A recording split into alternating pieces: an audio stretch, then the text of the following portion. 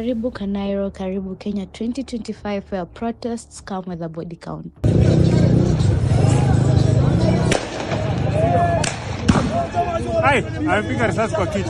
Welcome to the Republic of Irony, also known as Kenya, where posting online might get you killed and protesting that death might as well get you killed.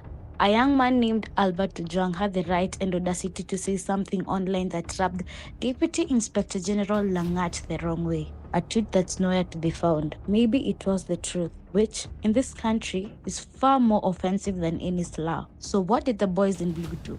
They drove all the way from Nairobi to Homa Bay, a 400-plus kilometer road trip, not to bring justice to the people, not to serve a warrant, but to abduct him from his father's home. A family gathering turned to a police kidnapping. Where was he taken? To Nairobi. Not for trial, not for justice, questioning or anything of that sort, but for torture. Let's call it what it is. They booked him for a kill. All this because a police boss's feelings were hurt. Kwamba kuna boss wake kijana wangu amemtusi vibaya sana katika Twitter kwa X. Sasa nikauliza ni boss gani? Wakasema huyu aliyekuwa na Sogei akaniambia kwamba mzee usiongee maneno mengi, wewe tufuate police station Mawewe. Apparently in this country, defamation, false publication, or whatever the charge was, is punishable by death. No judge required. Kenyans, being the resilient and fiery humans they are, took to the streets with the hashtag Justice for Albert Ojwang and hashtag Arrest Langat, because in 2025, hashtags are the only reliable judicial system left. Justice for Ojwang. We want justice.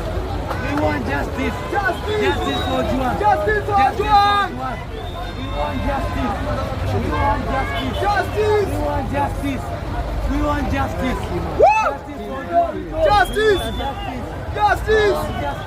Justice. No more killing. The story doesn't end with one death. No.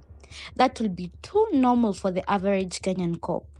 During this protest against police brutality, the police decided that the best PR strategy was, wait for it, more brutality. Because why use tear gas when you can just shoot an unarmed person at close range, in broad daylight, in front of cameras, at a protest about them doing the exact same thing?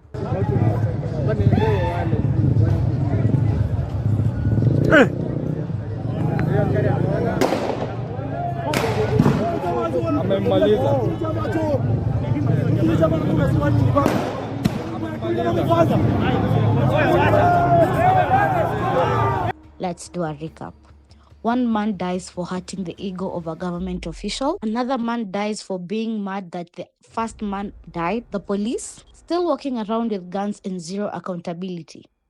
If this isn't dystopia, then George Orwell must be rolling in his grave asking for royalties. The government launching investigations and busy pledging all forms of zamacho to the victims, which is Kenyan for we'll sweep this under a thicker rug this time. Dear Kenya, we don't need another task force. We need conscience and maybe, just maybe, leaders who aren't allergic to criticism, because in a functioning democracy, citizens criticize the government. Whether they are people picketing, whether they are demonstrators, whether they are mobilized looters, like we have seen, Honorable Speaker, in the recent past, what we are seeing are being described as demonstrations, are organized groups of goons, Honorable Speaker. In a dictatorship pretending to be a democracy, citizens die for it.